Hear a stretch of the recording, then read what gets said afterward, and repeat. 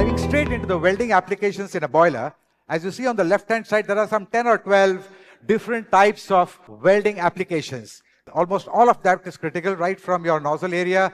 It's very high temperature. Then you have the tube-to-tube welding, tube-to-tube sheet welding, tube-to-drum welding, header weldings, circumferential seam weldings, dish end welding, and also reheater, superheater coils, which are high alloy steels actually, nickel-based, and high chromium, high nickel alloys to withstand temperature, corrosion, etc. These are the typical welding applications there.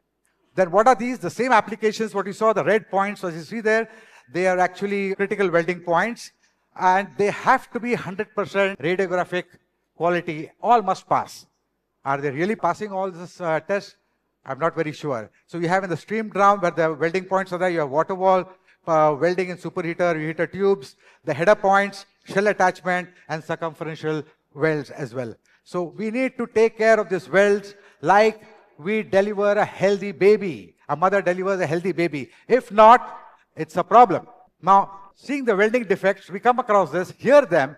Arey, porosity hai isme, undercut hai, penetration low hai, ye hai. But what is this? Does the welder really understand? One guy understands, but he's a shift engineer. He probably worked earlier in Thermax and now he's in a power plant. All that is okay, but can he translate it to the welder? So these are very typical, simple things. If you control this, it looks theoretical, but if you don't handle this here, you have problems all through. An undercut, the black portion as you see there is actually the weld joint, and the adjoining gray area is the base metal. And then between the base metal and the weld joint, there's this area called a heat affected zone on both the sides, and you have to control that as well. It's all a game. The chemistry and mechanical properties of the base metal should be exactly same as that of the weld metal in the center. Same chemistry, giving you same mechanical properties. And then also there's a third area called heat affected zone between the base metal and the weld pool. If there is a gradient of difference in chemistry, in metallurgical properties, in phase properties, or in mechanical properties, the weld will fail, and then the tubes will fail, and we are not far away from a disaster or an explosion. All this is also productivity. You'll have to re-weld, remove, re-gouge, and do it again. It's also a cost factor, which is also a part of the cost increase in productivity repairment, as my earlier gentleman speaker spoke about, Synergy spoke. So these are basically 10 or 12. There can be many more, but we'll take it as we go. Now, this whole thing, if you have to summarize, welding applications in a coal-fired power plant boiler. On the left-hand side are some of the components like drum, water walls, superheater, reheater, headers, furnace, firebox, dish ends, boiler mountings, economizer, air preheater. And the second column is actually the welding application, be it seam welding, tube-to-tube welds, alloy tube welding, header-to-tube welding, nozzles, manholes, end cap shell joints, safety valves, gauges, fin tube welds, thin tube, etc. Those are the applications. Each one is a distinct application, has a distinct welding procedure, has to be welded totally different than the other.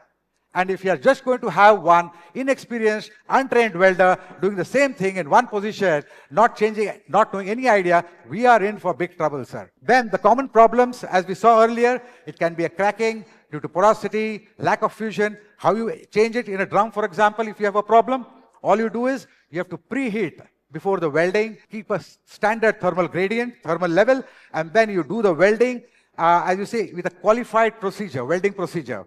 And after that, you do PWHT, which means post-weld heat treatment.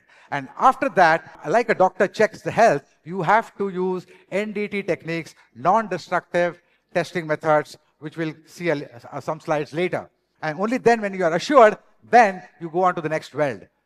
So this is what it means. It's very, very important. And almost always a subject like welding, metallurgy, material science is totally ignored. My little bit small experience where I go there, it's all on production, productivity, plant load factor, this, that.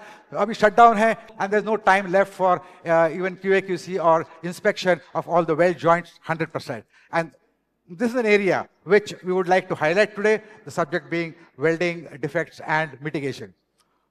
Now, another challenge what you find here, again and again I seem to compare between a good workshop in Trichy or in Pune or somewhere, a boiler manufacturer, what you have there, that is ambient controlled.